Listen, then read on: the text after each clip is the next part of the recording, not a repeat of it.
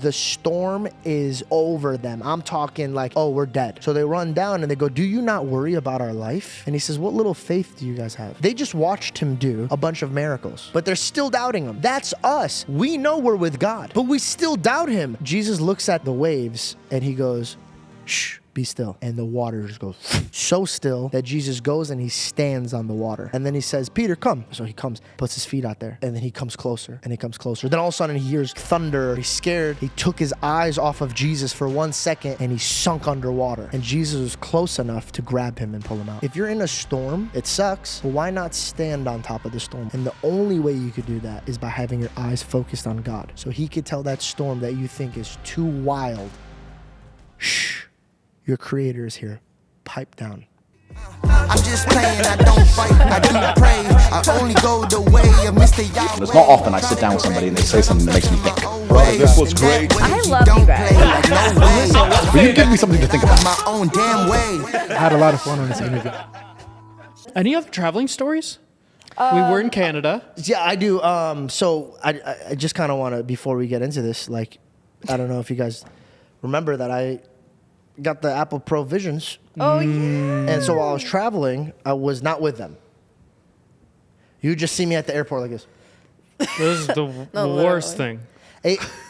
Listen, I didn't think technology like that existed yet. It's quite impressive. Like, it really is. You could have so many things running. It's so clear. You could have it where you're seeing people walk by you, or you could just be taking a poop on top of the mountain, and you could literally feel like you're on top of the mountain. It's that episode of Rick and Morty where he's like pooping and it's like out in the field and it's like beautiful.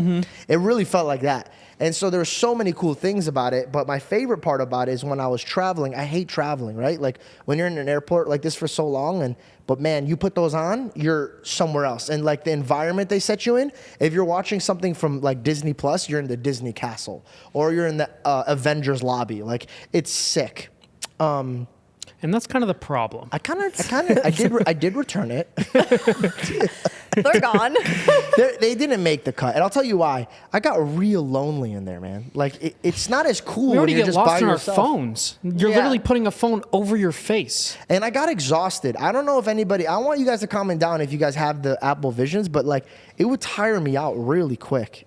I don't know if it's because it's Make like you, my like, need eyes are nap like. time? Well, because you have to focus your eyes on everything. Like, in like, I don't know. We noticed that early on. Like, he was like walking and he seemed really drained, and I thought about it in my head and I didn't say anything.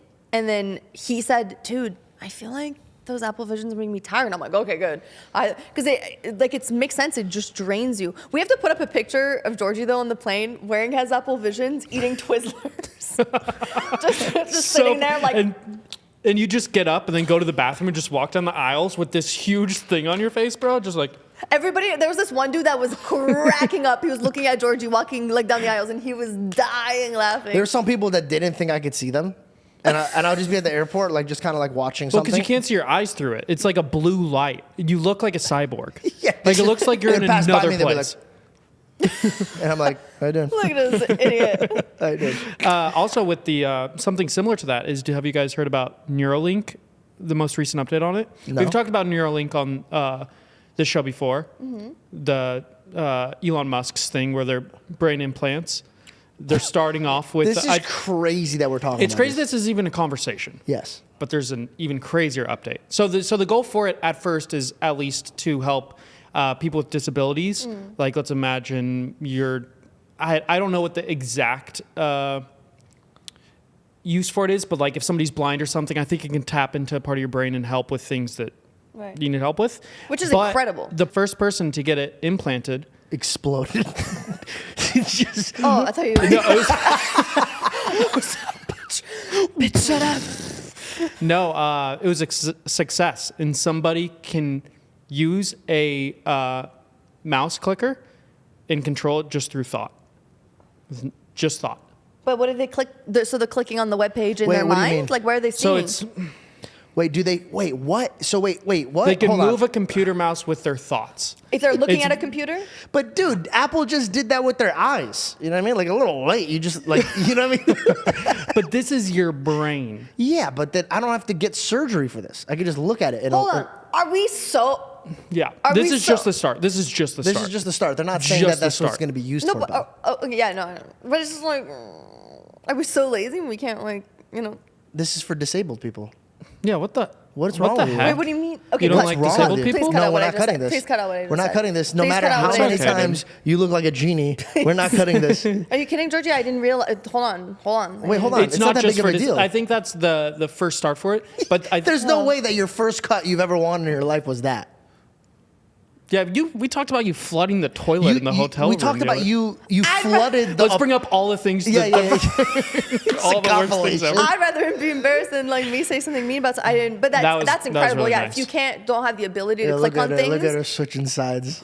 Well, since we're speaking a little smack on people, this isn't speaking smack. This is just something that happened that was funny. We got back from Canada, and a few days later was going to be Valentine's Day, right? And I mean, You can tell them. I don't care. what? How I feel about Valentine's Day. Oh yeah, Georgie doesn't like have a huge care for Valentine's Day, and I don't give I a shit totally about understand. Valentine's Day. You don't give a shoot. Shoot. I don't care. I hate when people tell me how I should be emotionally with my loved Yeah. ones. And also too, for me, it's because if he wasn't this way, then obviously this would be an issue, but it's not. But it's truly, he makes so many days like Valentine's Day. Like he's always wanting to like plan special things or have a special day or do something fun. Like it's not like he just waits for that one time a year on Valentine's Day, So it's also like, I don't care because I'd rather have that than like, one special Valentine's Day. Anyways, but even though we had just gotten back from Canada, we're so tired. This is like the 4th city in the span of like 2 weeks, no sleep. And we only have 2 days to get ready to leave to go do Candace Owens. And Georgie still wanted to put time aside to like take me to dinner, which was so sweet. Like that was the last thing I was expecting. Like when he's like, okay, tomorrow we're gonna go to dinner and we're gonna go do this for Valentine's Day. And I'm like, what? Like, no, we don't need to do anything. Like, let's rest and reset. Like, you need to like figure out your stuff. But he wanted to do it just because he wanted to. Anyways, I didn't even mean to get into this. Oh my God, you're It was just perfect. really sweet.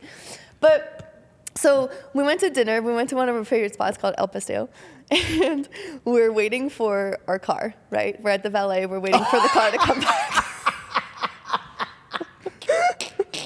I forgot about this. I What know. happened? Okay. This is hilarious. What happened? So funny. I feel like you should tell this story, honestly, because you're going to tell it way funnier than I'm going to tell it. Me and Belle this is what we did. We went to El Paseo, but we go there a quite amount of times. So What did you order?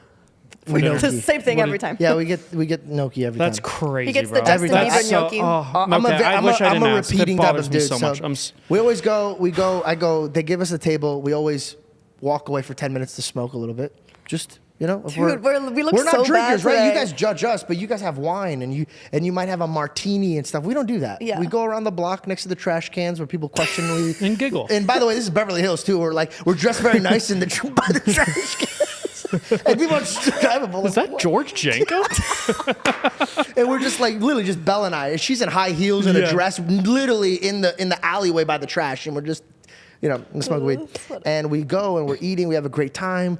We have a beautiful night. We're leaving. We go to the Valet, and this lady pulls up, my mom, my grandma, or what did she say, mom or Yeah, grandma? to the Valet guy. She's like, my grandma, my grandma. My grandma, she's at the restaurant, she forgot her visa. She does that a lot, I gotta go pay for her dinner. And the Valet guy's like hesitant. He's like, no, this is the Valet. She goes, it's just gonna be 2 seconds. I'm paying for the lady's meal. And in my mind, I'm with her. I'm like, dude, just helping her, an old lady. Like, grandma. Yeah, just yeah. go quick, just in and out, right? And the guy looks at her and he goes, okay, we'll just leave it here. Just go real quick. This girl comes back out with bags with a receipt stapled to it and her app because she's a Postmate Uber driver food thing. There's no Take out. grandma. She lied. And so I'm Just for the parking space? So in my mind, I'm to pull up right just there. to pull up and blocked all these people. Beverly that are Hills trying- is different, dude. So I literally looked at her, and in my mind, I'm like, oh, that's so cool, smart of her. Like she picked up something for herself while she's paying for her grandma. I'm still in like believing her mode, right? So the guy looks at her and just goes like this, and then I'm like, why is he so upset? And I'm like, oh, wait a second. And then as she gets in the car and she hits the send me to the location where And I'm like, oh, she's working. There's no grandma. So I literally, bro, no hesitation. As soon as I found out this girl's lying, You punch a hole through the windshield. literally in her window, I go, you lied. Like No, that. literally. You lied. And everybody's like laughing, bro. I go, is there even a grandma? And the girl behind me, she goes, there ain't no grandma. She lying.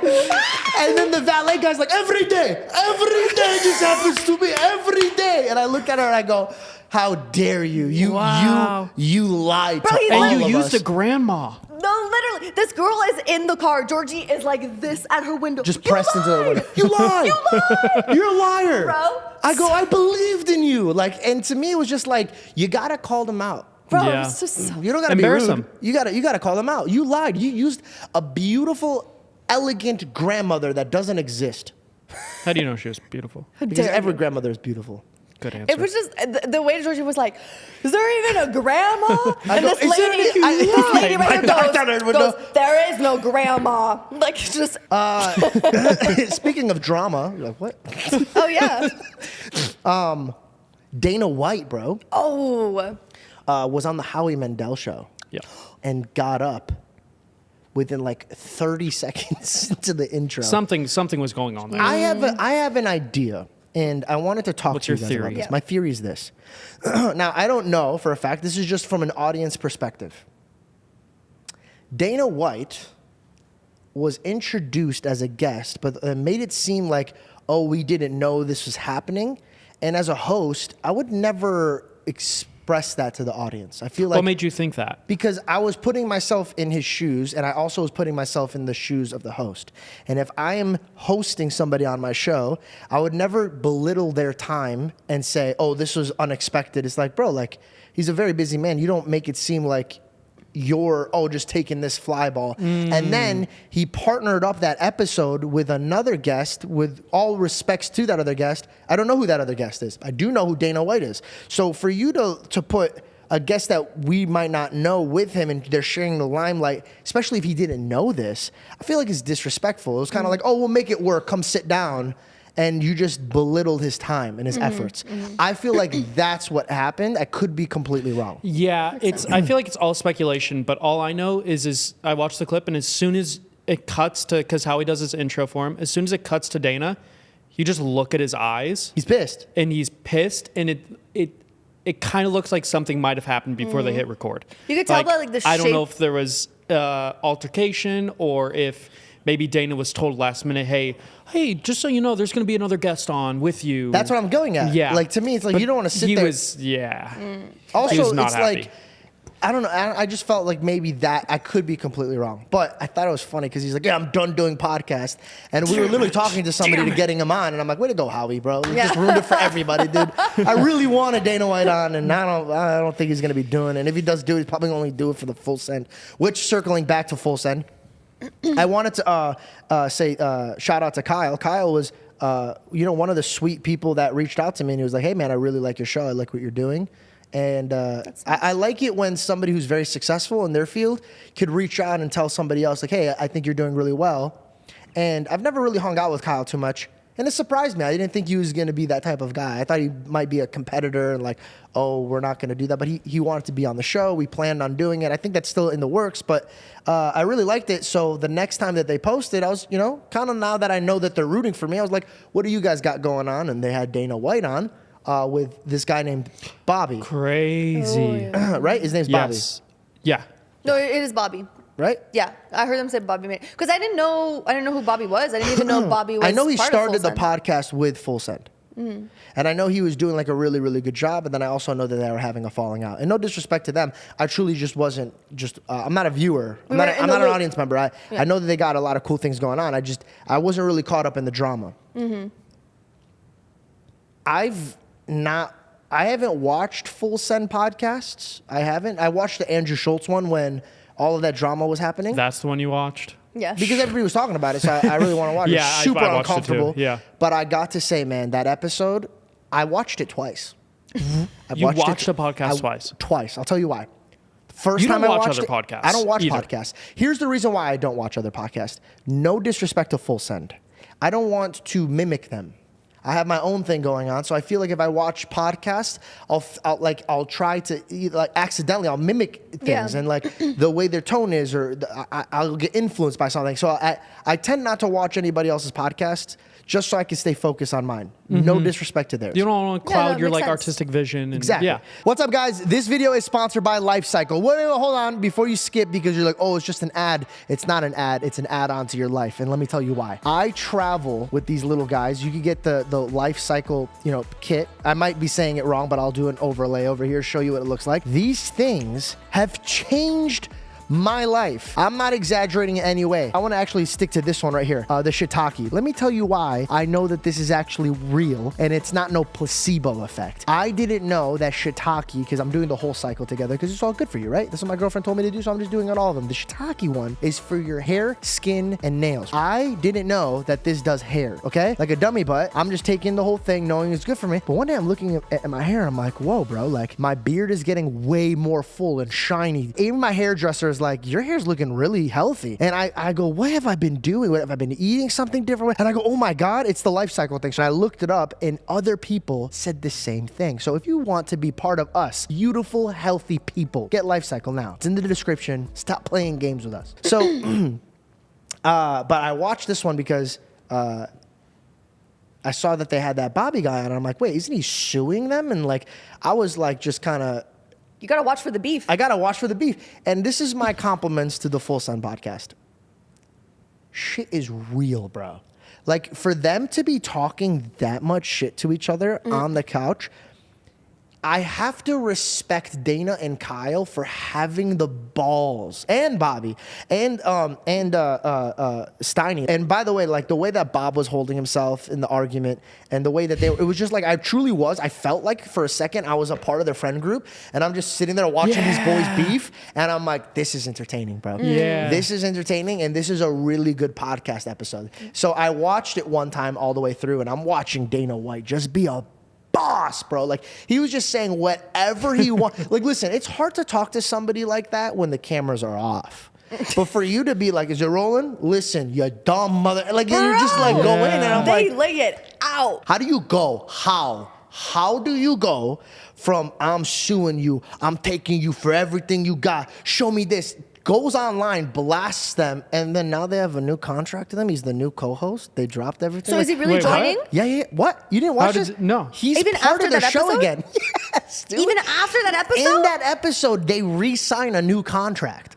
So after getting That's yelled at so for sick. how long That's was so the sick. how long was the It's podcast? entertaining. Like, bro, like, I love real stuff. I don't like Yeah, fake yeah. stuff. And this Especially was real. at the top echelon of like professional, but then like just all of a sudden ripping the script out from under you and just having a debate with two people just saying like, fuck you.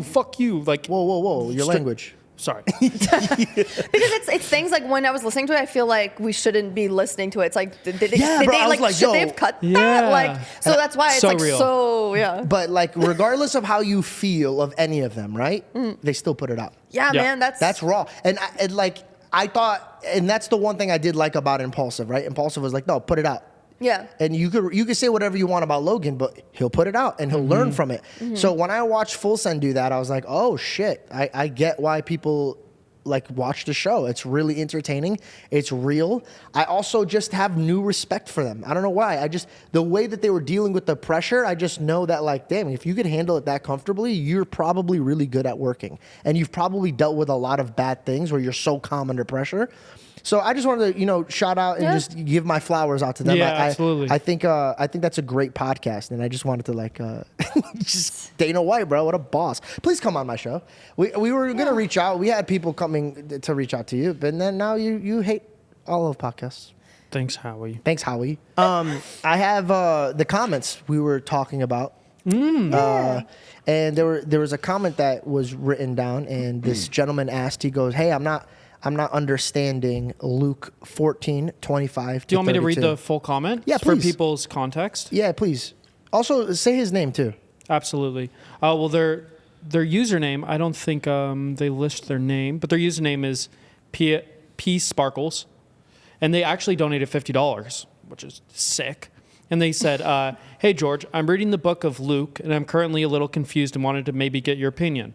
I don't know if you're even going to read this, but in Luke 14:25-32, I'm not understanding what Jesus was talking about in that section.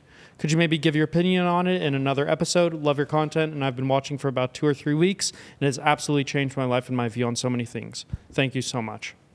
Thank you for that comment. Thank you for the $50. Also, you don't need to do that. We're not going to be searching for who pays. I just thought it was a tough question. I actually had to get help on answering that question. So I thought it would be a challenge for me. And so I read that scripture, and just to, paraphrase and go through it, it's when he's explaining, picking up your cross and being a disciple.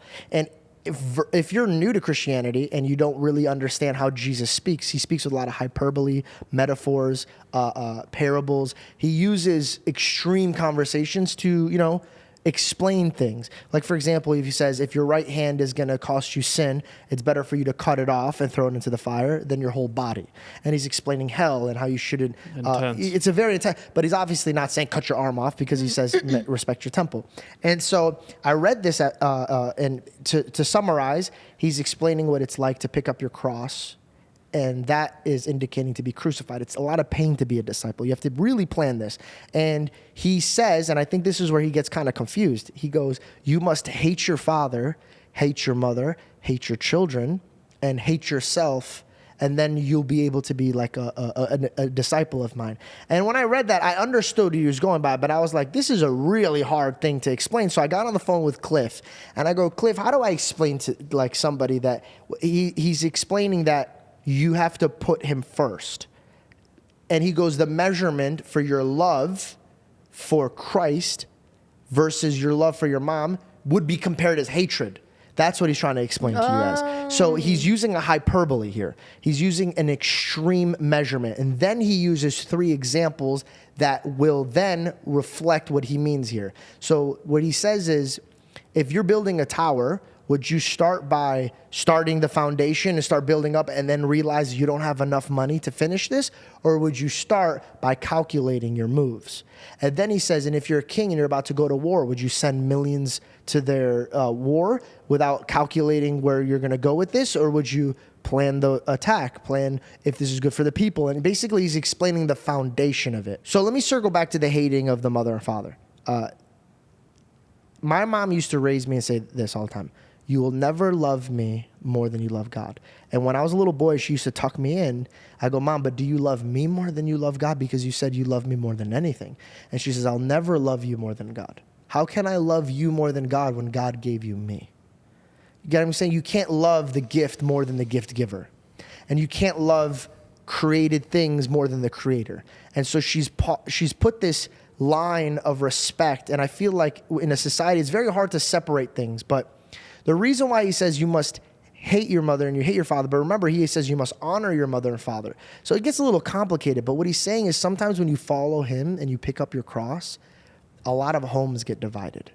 A lot of people get divided. Are you in love with me to the point where you will turn away from the world? You will turn away from your parents if your parents are leading you not in the way of Christ. And that's a hard conversation. And he's explaining to his disciples, right? So if you're a disciple of God, you cannot be a disciple of God and honor your father the same way that you honor your father in heaven. It is an oxymoron. You can never do this because your father is full of sin and full of poor choices because he's a human being. So you can never honor your father the same way that you honor your heavenly father. And when you understand, he's explaining your foundation. Now, if you are a true disciple of Christ, the furthest thing you're going to do is hate your mother and father. But he's saying the separation difference should look like hatred. Like if you really, in the grand scheme of things, if you would see how much you love your mom and dad, say it's a crazy amount, then it should be way more that you love your God because your God provided that family for you.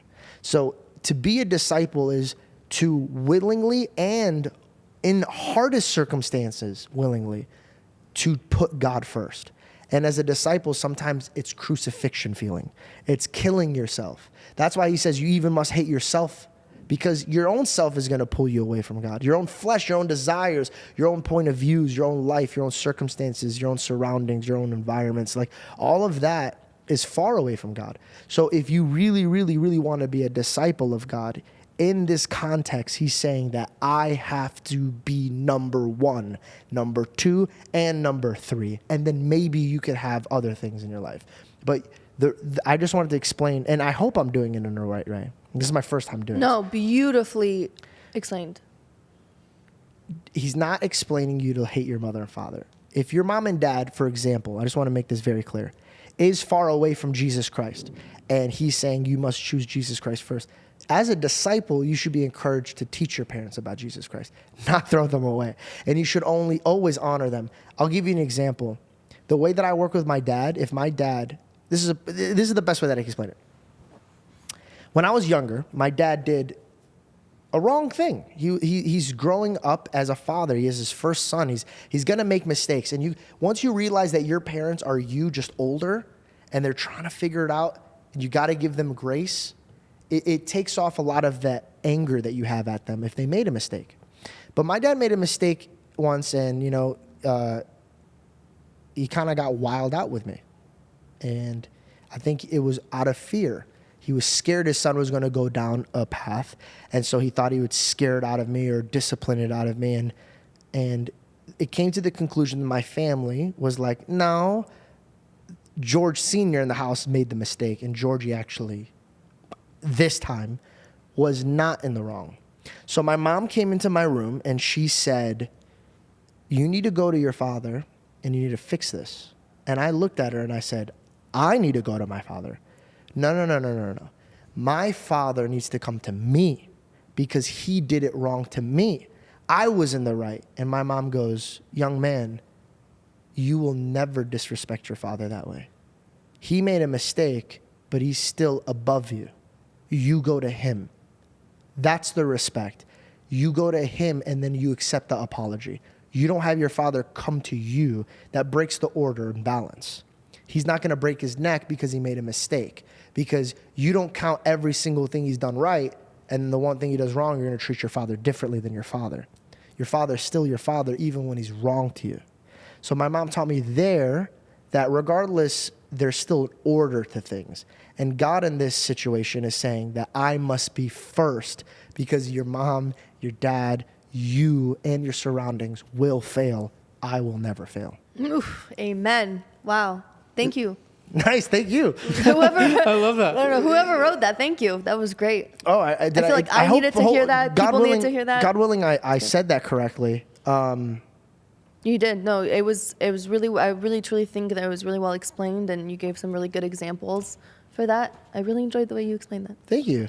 Yeah. Good job, bro. There was actually somebody asked a question, and you kind of answered it a little bit in the way of how you explained how you prepared yourself for the podcast, and how, you wanted God to be in the room with you, and so you prayed before. And somebody asked, it was in the questions, I want to make sure I'm not pull it up. changing that question, but it kind of goes back to that.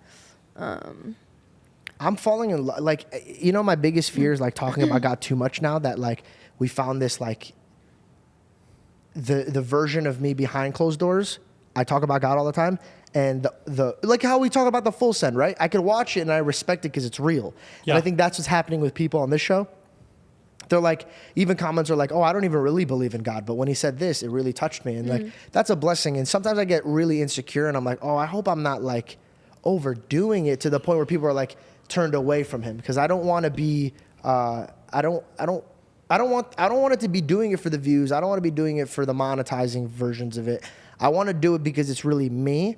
And sometimes because I'm also performing and being me, it's hard to understand, am I doing this because I'm trying to perform it, or am I doing this because I'm trying to work on this and learn from this? Mm-hmm. So I hope I'm not bothering anybody. And I pray that I'm getting better. And I pray that people that watch this episode and the audience members that we have understand that I'm growing, and I hope they grow with me. And I'm going to be I'm going to be as vulnerable as possible. I'm in a position in my life where I never even dreamed that I would be here. So sometimes I get scared that it's going to go away. Yeah, of course. Because you're only human, man. It's so awesome, dude. I really like the fact that I could just sit here and talk and talk about things that I'm working on, and this is how I put bread on the table. That's crazy to me.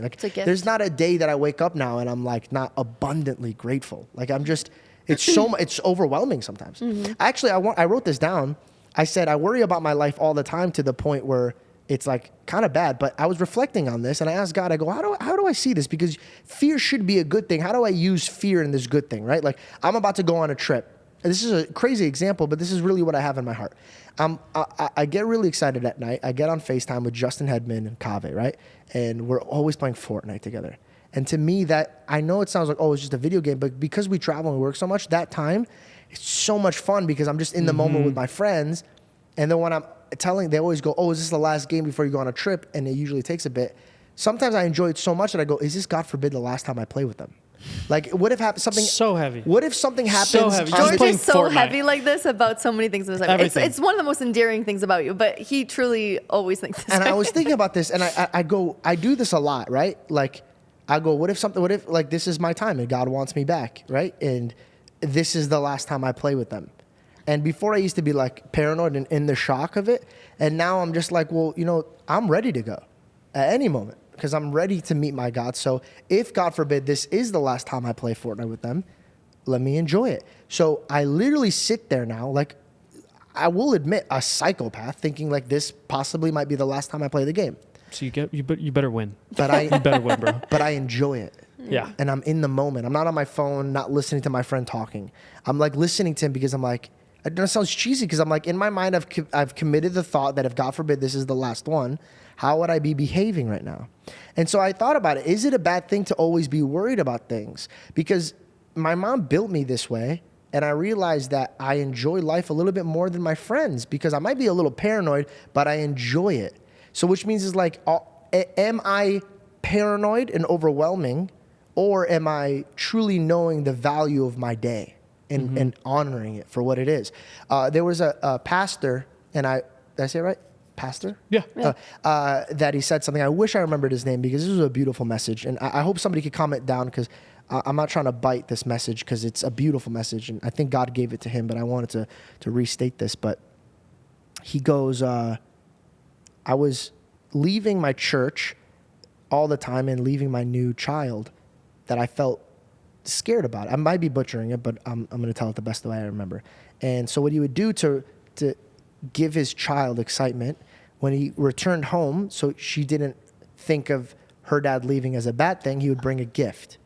And the third time that he brought a gift, the child ran past him and went straight to the bag and was like, Daddy, where's my gift? And it broke his heart. And he goes, she just passed by the gift giver to go to the gift. And he goes, it was that moment that I realized, he goes, consistency sometimes is where we fail. We get so comfortable. Like I would always, when I was growing up, be like, why do my friends hurt me? Why do they think they could talk to me the way they can or treat me the way they can? Is because they know I'm consistently with forgiving, and consistency with love and understanding their point of view. So they take advantage of my kindness because I'm consistently good. So they'll take advantage of it. So sometimes good people would be taken advantage of. But then he goes, how many of you guys this morning thanked God that the sun went up today? He goes, because if we woke up one day and the sun didn't come out, all of us would be losing our mind. Mm-hmm. He goes, but how many of you guys truly today thanked God that the sun went up? And I thought that was a beautiful thing because it kind of goes hand in hand with my paranoia, right? My paranoia, like, is this the last time I'm playing Fortnite? It's closer to God than me just being like, oh, I don't care about this day at all. Let me move on.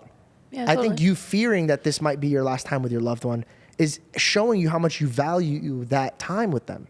And I used to cry like ridiculously. Like when I traveled, these two know more than anything. I would cry all the time, be like, I'm working so hard to represent my parents. As an Assyrian man, you always want to represent your parents. That's what I was taught, right? How you behave is how you are reflecting on your parents.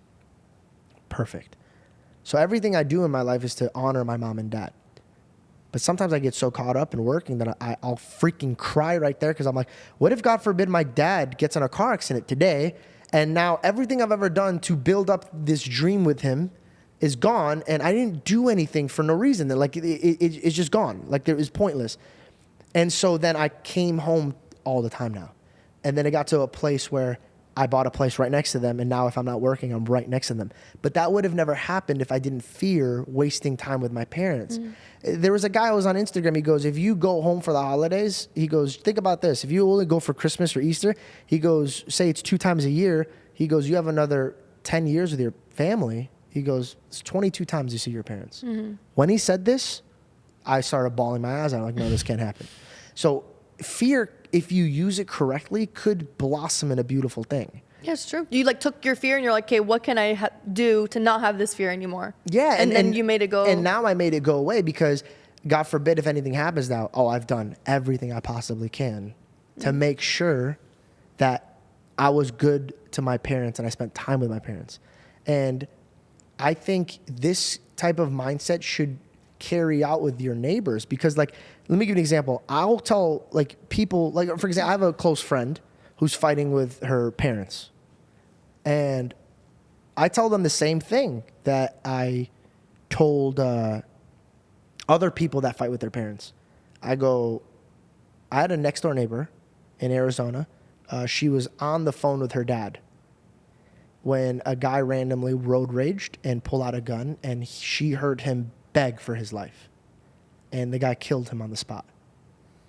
And so they're just, my mom doesn't understand, or my dad's doing blah, blah, blah. And I'll just hear them out. And then all I'll do is I say, one day I came out in my front yard and I saw this girl scream crying, and I told them the whole story. And I go, that's a ridiculous thing to happen. But that woman didn't wake up thinking that day somebody was going to take her father's life. So I want you to really sit here and think, if you're fighting with somebody you love and somebody else outside of your family and outside of your life took them from you, is that how you wanted to leave it off with them? Because not every day is promised. Every 5 seconds there's a car accident that's fatal. Time is never promised. Is what you're fighting with them worth that being the last thing that you had with them? Is it? And if it isn't, dude, you need to get your priorities straight. And maybe you're this type of person that just likes to fight. But the people that like to fight all the time, I feel like they're greedy and they don't really appreciate what they have. I really, really don't. So if you're fighting with somebody, I don't know why we got into this topic. I'm so sorry, but it got really dark. But if you're fighting with somebody and you're Christ-like, remember the scripture doesn't say be a peacekeeper. It doesn't say that. It says be a peacemaker. And a maker will make it work. A keeper will just be like, well, if they come to me and they want to work this out, then I'll work this. Humble yourself.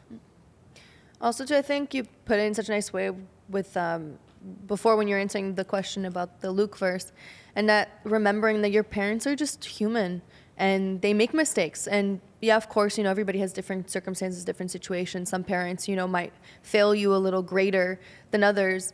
But I think for the most part, don't forget all the amazing, incredible things that your parents have done for you when maybe they have done that one thing that hurt you or that slipped up. Like, they're just human trying to figure it out and literally trying to do the best that they can. I think when you're arguing with somebody, if you're only thinking it from your point of view, you have to take the ego hit when I'm saying this is you're selfish. If you're only thinking about how you feel, you're a selfish human being. Mm-hmm. If you're looking at somebody you love and you're not considering their point of views at all, then you might not even deserve that relationship. And I have to say this, I hopefully it helps somebody, but God giveth, but like a good father, and you don't treat something right, he taketh. So really, really be careful how you're treating the blessings he's given you. Truly, don't be the example that he uses for you for other people, because he'll get his way out of it no matter what. Don't be the example. Don't be the example. That was my biggest fear. I was always scared of being God's example of like, hey, this is what happened to me. And people are like, whoa, I don't want to be a part of it. You know what I mean? Like, oh, you were going to read a comment. Yes. Elmo729 asked, how do you enter a room with God first? How do I enter a room with God first? Oh, that's and neat. I felt like it tied one. perfectly back into how you used it too for your podcast. Yeah, this is beautiful. First of all, great question. How do I invite God into a room? God's a gentleman. So he just wants to be a part of it when you want him to be a part of it. I think of him as like my dad. And my dad is always wanting to be a part of my things, but he doesn't want to overstep because he wants me to be my own man and do my own things, make my own choices. The biggest blessing and sadly the biggest curse is we have free will. So sometimes we forget that. This is the best way that I could put this. God is a gentleman knocking at your door. The devil is a burglar climbing into your house without you knowing. And he's in there and he's causing mayhem. God's just, hey, let me in. There can't be God and Satan in the same room. They can't. In the scripture, the devil can't even say his name. If you watch these gangster movies or ever have like a gangster-ass friend, gangster butt friend, Nice. they say my name, bro. Say my name. It's like this sign of dominance. Like, say my name and I'm going to smack you up into pieces. Go ahead, say it. If you have balls, say it. If you're a man, say it. Okay. My God's so mighty that the devil can't even say his name. In the scripture, whenever the devil's talking about him, he says the Holy One. Because there's power in his name. Why do you think people that don't even believe in God, when they get scared, they go, Jesus Christ? Why are you saying my God's name, bro? You don't even believe in him. It's because your spirit believes in him. And just like a cat whose hair goes up or nails come out when it's scared, your spirit acts up. And Jesus Christ is there. If you don't believe it or not, he's there. Okay.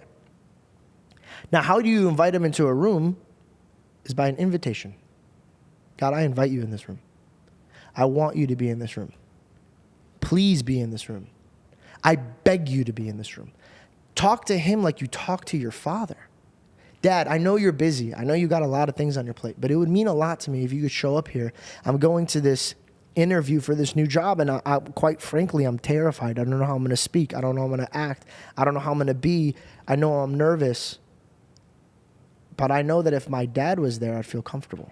I'd feel safe. There was a time I was doing a music video for She's a Monster. Hilarious.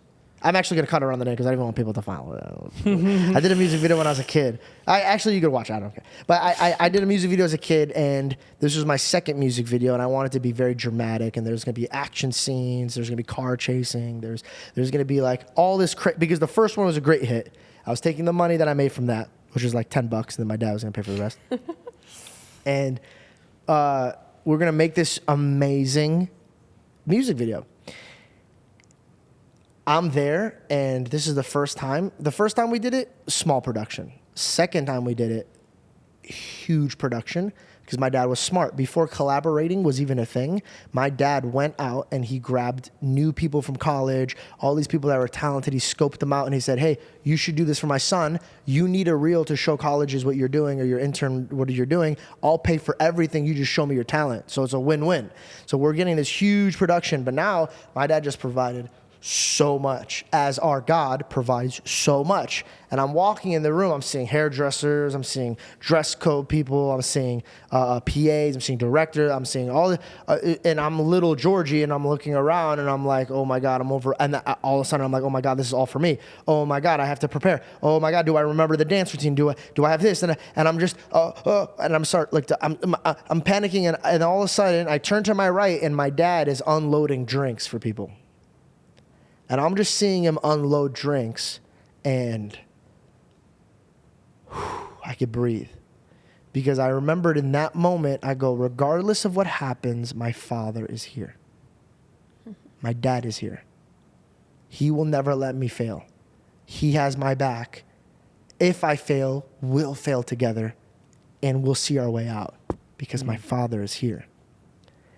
And I think that moment meant a lot to me, because that's the best way that I could explain my relationship with God. I'm in Hollywood, everybody's satanic, but my God is here. I'm in this room, and these people are not my cup of tea, but my God is here. And then through this practice, it became confidence. And now I could sit and look at a whole country and be like, I don't care what you guys say. My God is here. And that little boy became a man, and he knows that his God is here. Practice inviting God into your life and watch everything fall into place. Stop asking God, I want this, I want that. stop. God, what do you want from me? What do you need from me? What do you want me to do? And you'll notice, like, the best way that I could explain it is like this. Oh man, I'm about to jump into something even deeper. This is going to take a second, but I really hope that this marinates with people. In the Bible, Jesus Christ is with his disciples, and they're on a boat, and a sea is roaring. The waves are crashing, like the time of Jonah. Jonah was a man that was sent on a mission to go save people by telling them to repent. But Jonah didn't want to do it, and he said no to God. And so it made him so sad that he slept at the bottom of the boat, and he sat there, and he cried himself to sleep because he was sad. But then in the future, Jesus was fulfilling the prophecy. So now Jesus is at the bottom of the boat, peacefully sleeping, and the disciples are freaking out the same way that Jonah was. We're going to die. There's no way out of this. The storm is over them. I'm talking like, if we were on this boat, there isn't like how we're getting out of this. It's like, oh, we're dead. There's nothing else besides being dead. So they run down and they go, do you not worry about our life? Like, we're going to die. And he says, what little faith do you guys have? You guys just watched me perform. He didn't say this. In verbatim, he said, what little faith do you have? But let me paint the image. They just watched him do a bunch of miracles. And they're still doubting the man who did all of this, okay? They know who he is. They have a hunch, but they're still doubting him. That's us. We know we're with God, but we still doubt him. We know what he's done in our marriage. We have countless times where he's prepared and provided, and in the new circumstance, the devil found a way to make us not believe that he's going to save us here. And so we're sitting here, and I thought this was a beautiful message because Jesus looks at the waves and he goes, shh, be still. And the water just goes so still that Jesus goes and he stands on the water. And he walks out and he's standing on the water. And then he says, Peter, come. And Peter's like us. He's like, what? Let me come out there. So he comes, puts his feet out there. And he's standing on it. And then he comes closer. And he comes closer. And he comes closer. Then all of a sudden he hears like thunder or something where it sounds like a storm, or he's scared. He took his eyes off of Jesus for 1 second and he sunk underwater. And Jesus was close enough to grab him and pull him out. And he pulled him out. And let me just say, this is us. We take our eyes off of Jesus for 2 seconds and we're drowning. But the moment he took himself away from Jesus is when he put himself in fear and he drowned. But he put it back to God. He's breathing. So what I tell people is, if you're in a storm, amazing. It sucks, but why not stand on top of the storm with your God? Why sink underneath it? Why? You don't need to be there. You don't need to be drowning. You need to be in that place, but not in the same circumstance that you see it as. If you're there under your turbulence, why not stand above it? And the only way you could do that is by having your eyes focused on God. Not on your surroundings, not on your fears, not on your doubts, not on how you're going to get. No. He is the way, he is the truth, he is the light. I'm going to fixate my eyes on you because when your hand was out, you could carry me out of this. Don't drown underneath the storm. If you want to invite God into a storm, into a room, into an audition, into a meeting, into a family business where you don't think you could fix family business, that storm stands still in the presence of your Creator because he created everything. So he could tell that storm that you think is too wild, shh, your Creator is here. Pipe down.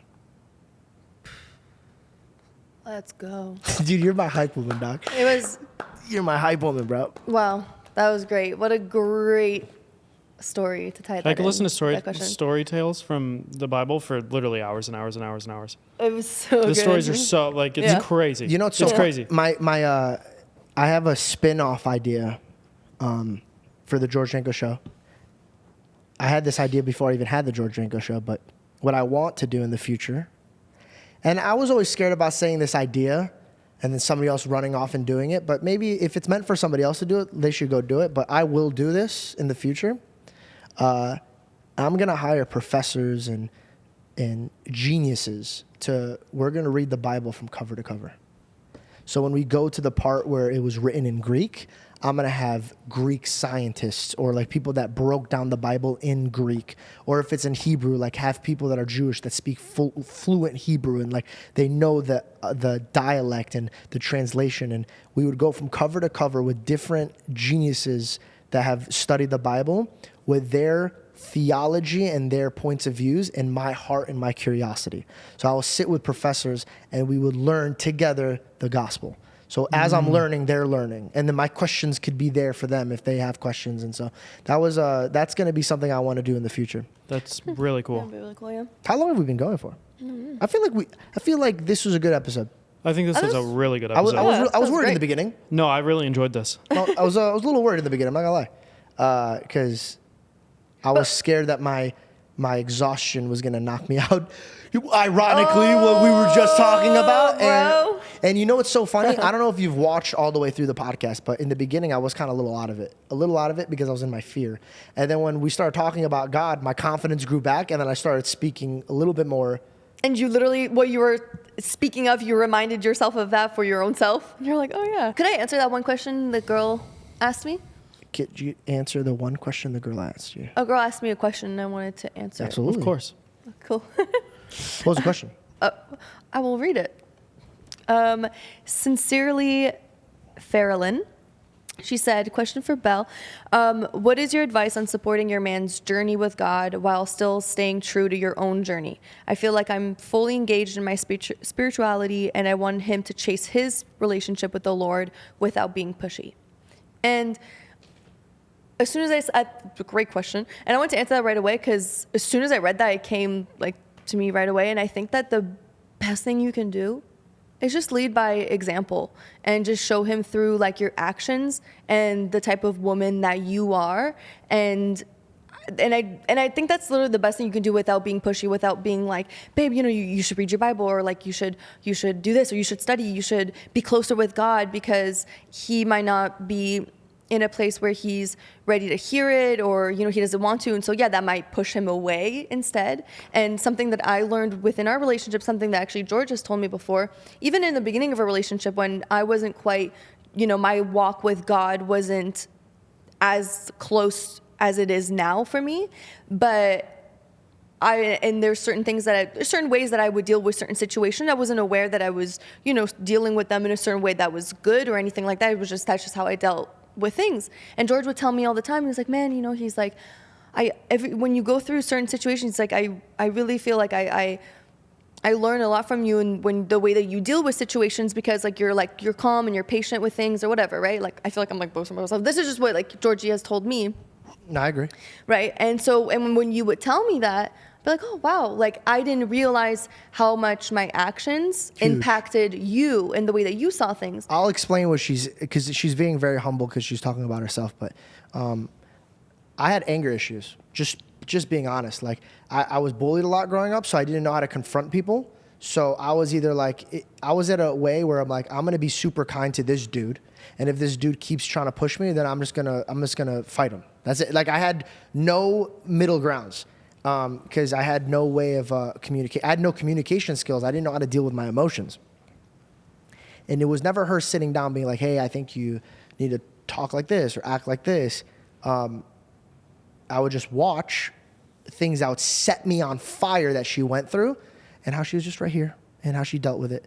And how she dealt with it, there was no repercussions. Like she didn't have to apologize for how she spoke. She didn't have to be like, no oh, now I next have day to, follow-up. now I have to patch this wall up because I busted a hole in the wall. Like there was only beautiful things that came out of it because she watched her mouth and watched her actions. And I was like, oh, I want to be like this. I want to be well behaved under these type of circumstances. And I just told her, I go, hey, you changed my life by acting this way. And that's a very, like, you're really, really spot on, Belle. When you were new to Christianity, I never said, hey, pray to your God now, or hey, read the Bible, or hey, this and that. Nobody wants to be pushed into a relationship, right? Mm-hmm. Yes, thank you. That's something else I wanted to get to. Yeah, nobody wants to be pushed in a relationship, but I thought that if I show her how many times I depend on God in my life and how many times he's came through and I praise him through those times, people will catch on. And they'll be like, whoa, like, I like how he deals with this circumstances using the gospel. Maybe I should try to do that. And also, like, and this is going to be a kind of annoying, but to say this, but guys don't want to be led by women because they were raised, I need to provide and I need to lead my woman. So when you are leading your man in a good way, sometimes it's hard for him to be like, if a woman comes to like, you're doing it wrong, you got to do this, because his own insecurities now pour out. Be like, I'm not gonna. She now thinks I'm lost, and and she's gonna go to somebody else who's more put together, and then so he's gonna fight you on it. But if you came out of love and you were just preaching by your actions, two things are gonna happen. He's either gonna have to catch up with you, or he's gonna be like, maybe this isn't the one for me. And sadly, maybe God's like, you guys need to be apart because you're part. Like in the beginning, when we were saying you must hate your mother, you must hate your father, you must hate your boyfriend in the comparison of your God. Yeah. And also, I'm going to give it back to you because I want you to finish this up. The one thing I want to add into this is Belle had so many issues with me that she figured out by just talking to God about it. Do you have any idea how many times I came and apologized to her about circumstance? She goes, you know how many times I talked to God about that? And I'm like, I would literally just look at him and cry and be like, God just answered my prayer. Like, I didn't have to like do this. Like God is so graceful and merciful that he didn't have me have this awkward, terrible conversation with him that probably would have resulted in a fight because he probably wasn't in the place to hear it from me then, you know, because he led with example and I just got to see God's work in his life. I literally just watched God work in his life. It made me go, wait, like, why do these things work out the way they do in his life? Like, okay, how is he able to, you know, take this situation and turn it into this situation? Like, what is that one thing that is common in all the situations in his life that makes things so beautiful? And it was God, and it was God's work in his life.